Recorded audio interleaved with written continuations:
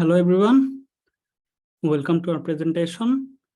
This is MD Tanzim Hossain presenting a study on feature selection and classification algorithm for drug discovery using the DOROTHEA dataset.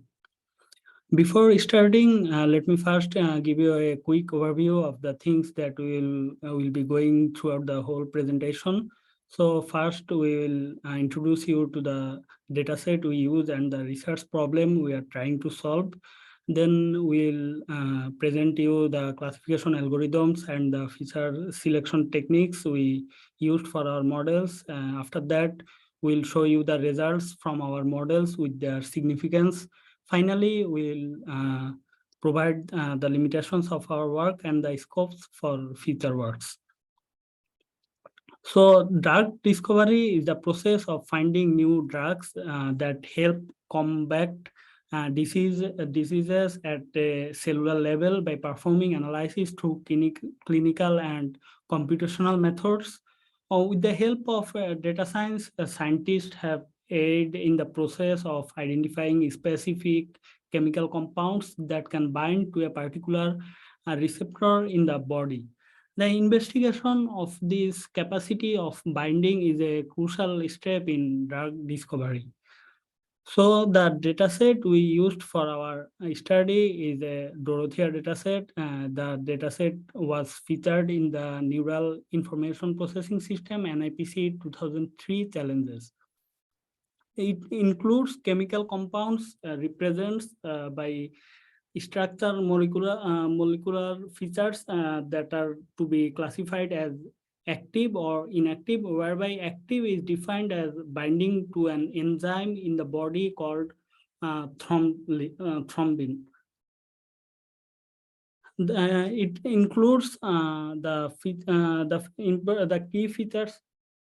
The key features of the dataset are: it is a multivariative dataset with integers binary values. It has 0.1 million attributes and 1,915 instances. So let's come to the research problem. So the problem we are trying to analyze throughout our whole study is that with feature selection and classification techniques, when combined provides the best predictive powers for drug compounds binding properties. We have also used hypothesis testing. So our null hypothesis was that the tuned classifiers had the same mean testing set F1 score, and of course the alternative hypothesis is that they don't have the same mean testing testing set F1 score. Now my next teammate Ezilaan will give you the feature selection and classification techniques that we used for our models. Thank you. Thank you, Tanzim. So now I'll explain a little bit about the classification algorithms that we used. First of all, we used logistic regression, simply because it is very simple to understand and implement for binary data, which is the majority of the data set available in this project. Secondly, it is very useful to find relationships between features. The second classification algorithm that we used was support vector machine, which is very effective with high dimensional data and relatively computationally cheap to use. Logistic regression and support vector machines rely on predictive analysis, and logistic regression uses a probabilistic approach, while support vector machine uses a statistical approach. Thirdly, we use decision tree simply because it helps break down a complex data into smaller sections, and it has simple interpretability for the final results. Following this, we used three different feature selection techniques, the first of which is the chi-squared test, which investigate the dependence of variables based on the response, and it is very effective with large data sets. Secondly, we used recursive feature elimination, and the primary motive of this feature selection technique is that it searches and ranks the features, and it actively removes the low ranking features until only the desired features remain. And finally, we used principal component analysis, PCA, which selects features based on the coefficient values. And it is particularly useful for this type of data set because it reduces the dimension of the entire data set while still maintaining the variance so that it can maintain the computational cost. Now I will pass it to my teammate Nicholas to explain the results from the models and future work and limitations. Thank you, Ezilaan. So coming to the results of our experiments, we found that in terms of the feature selection, we found that chi-squared with 25 and the number of features standing at 25 gave the best overall average F1 scores across all of the feature selection methods. So we chose that as our next step towards choosing an algorithm. And so after we tuned all the algorithms to a reasonable state for comparison, we found that the SVC as it stands has the best result. So as you can see in the confusion matrix on the right, we have a test set performance of 97% of true negative rate, and also a 65% positive rate from this confusion matrix. So as it stands, this model still has a lot of work to be done to improve its performance. But however, this is a pretty good start for our team because this result is the cross-validated results, which is done from a 5-fold cross-validation. And if you now have a look at the classification report on the lower left-hand side, you will see that the F1 score macro average is standing at 81%. So what this all means is that this is just the unweighted average of the F1 scores for the -1 and the 1 class. And this macro average was chosen for interpretation because it doesn't introduce the major weight of the -1 class, which in this case is over 90% of the total data set, which is like 316 of the 350 total number of examples.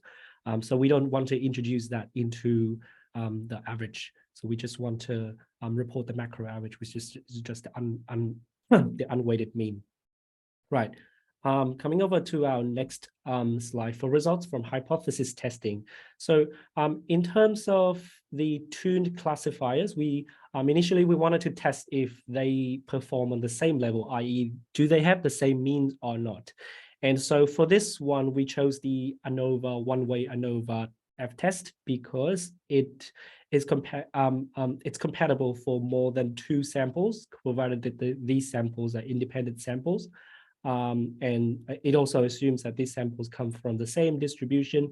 And the result here is that we have a very small p-value, almost negligible. So this is the p-value of 8.14 times 10 to the minus 49 is very much practically 0, which means that we have indisputable evidence against the null that the tuned classifiers have the same mean test F1 score. So it means that they absolutely do not have the same test F1 score, which means that we may have a bad model and a good model in the samples that we had.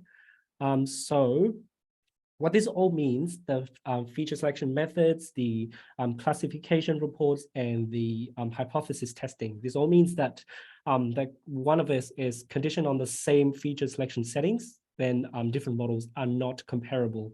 And this is evident from the hypothesis testing that we did. So this gives way to choosing a very specific model as the final model of choice, rather than saying, okay, I could choose any model that I want because they have the same mean anyway. Now I can choose a good model from that bunch, which is the SVC, as we could see from the results. And also in terms of model performance point of view, SVC offers the best value, which is, in our experience, consistent with what the literature is saying about the SVC, because it receives a lot of appraisal for its performance in terms of, drug discovery, and also it offers good value for imbalanced data sets as well.